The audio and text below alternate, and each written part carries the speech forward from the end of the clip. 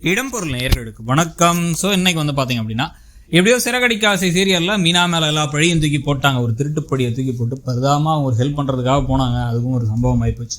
So இப்போ பிரச்சனைக்கு மேலே பிரச்சனையாகி இப்போ குடும்பத்தில் வந்து ஒரு பெரிய பிரிவு வந்து வந்துற போது இதில் இந்த ஊர் ரெண்டு விட்டா கூத்தாடி கொண்டாட்டாங்கிற மாதிரி ரோஹிணி சந்தோஷமாயிட்டாங்க. இப்போ தான் வந்து அப்படி ஒரு முடிவோடு இருந்தாங்க. மனோஜை என் பக்கம் இழுக்கணும், எனக்கு இருக்க மரியாதை போயிடுச்சு, மீனாவோட எனக்கு கம்மியான மரியாதை கிடச்சிடும் போல, இப்படியே போச்சுன்னா அப்படின்னு அவங்க லென்த்தாக பேசிட்டு இருந்ததுக்கெல்லாம் சேர்த்து வச்சு இப்போ குதுகலாம் ஆயிட்டாங்க. பரவாயில்ல, நம்மளை யாரும் இப்போ பார்க்க மாட்டாங்க, இந்த பக்கம் மீனா, இந்த பக்கம் பிரச்சனை இல்லை முத்தூர ரவுடித்தனம் அப்படின்னா கொண்டு போக போகிறாங்கன்னு இருக்க போகிறாங்க. இதில் நம்ம ஏற்கனவே நமக்கு இருந்த ஒரு முக்கியமான கடுப்பான விஜயா நடந்துக்கிட்ட விதத்தை பற்றி சொல்லியாச்சு. தன்னுடைய வீட்டு மருமகளை அத்தனை பேர் முன்னாடி திருடின்னு சொல்லி பார்க்க ஏழையாளனா நல்ல பொண்ணாக இருப்பான்னு இவ்வளோ மோசமானவளாக இருக்கா அப்படின்னு சொல்லும்பொழுது அவன் அந்த மாதிரி மற்றவங்க பொருளுக்கு ஆசைப்படுறவல்ல அப்படின்னு சொல்கிறத விட்டுட்டு கையில் தான் செயினை வச்சிருந்தா அப்படின்னு சொன்னதுனா ரொம்பவே பெரிய தப்பு. ஸோ வந்து செயினை கையில் வச்சிருந்தா, செயினை வந்து இப்போ அவ கையில் தான் நான் பார்த்தேன் அப்படின்னு சொல்லும்பொழுது என்ன ஆயிடுதுன்னா ஏதோ இவங்க சொல்கிறது உண்மைதாங்கன்னு அவங்க சொல்கிற மாதிரி ஆயிடுது.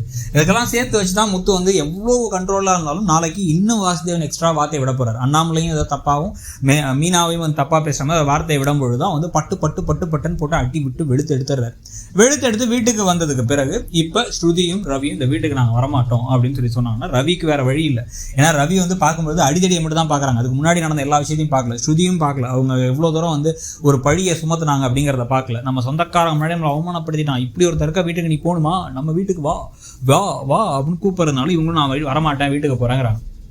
இப்போ இங்கே வீட்டுக்கு வந்ததுக்கப்புறம் விஜய் அப்படியே வந்து தாம் தூம்னு குதிப்பாங்க. இப்படி இந்த இதுக்கு தான் நான் சொன்னேன் அவனுக்கு கூப்பிட்டு வர வேணான்ட்டு, நீங்கள் 2 பேரும் தான் போகலாம் நீங்கள் அப்படின்ட்டு அங்கே நடந்த விஷயத்தை பற்றியும் அவங்க நடந்துக்கிட்டதை பற்றியும் அந்த வாசுதேவன் பேசின வார்த்தைகளை பற்றியும் கவலைப்படாமல் அந்த வினைக்கு எதிர்வினை ஆக்ஷனுக்கான ரியாக்ஷன் தான் வந்து இவர் பண்ணார் அப்படிங்கிறத பற்றியும் கவலைப்படாமல் நாக்கு மேலே பல்ல போட்டு பேசுவாங்க. இப்போ வந்து ரவியும் ஸ்ருதி இங்கே வரமாட்டேங்கிறாங்க, என் புள்ள பாவம் இனிமேல் அவன் வீட்டோட மாப்பிள்ளையாக போகிறான், அப்புறம் விடவே மாட்டாங்க, இதெல்லாம் உனக்கு தேவையா, இதாக ஒரு சந்தோஷமா உனக்கு, மீனா உனக்கு சந்தோஷமா, இதெல்லாம் பிளான் பண்ணி தானே நீ பண்ண, நீ எதுக்கு போய் அவ மாலையில் வந்து நகை போய் எடுத்த அப்படின்னு எல்லாத்தையும் கேட்கும் பொழுது இப்போது ஒன்று முத்து கோபமாக பேசணும், இல்லை அப்படின்னா வந்து அண்ணாமலையாச்சும் ஒரு முடிவு எடுக்கணும், ஸ்ட்ராங்கான முடிவு எடுக்கணும்.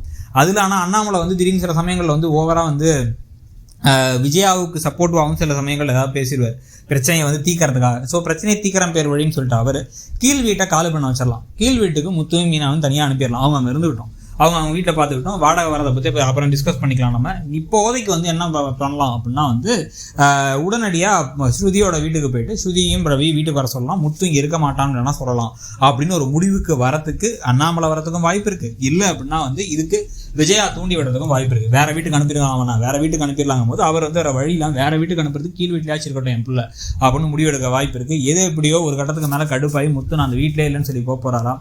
இல்லை என்ன நடக்க போகுது அடுத்தடுத்த ட்விஸ்ட்டுங்கிறத பொறுத்திருந்த பார்க்கணும். உங்களுக்கு என்ன தோணுது அப்படிங்கிறத சொல்லுங்கள். தேங்க்யூ. இடம்பொருள் நேயர்களுக்கு வணக்கம். ஸோ இன்னைக்கு வந்து பார்த்தீங்க அப்படின்னா எப்படியோ சிறகடிக்க ஆசை சீரியல்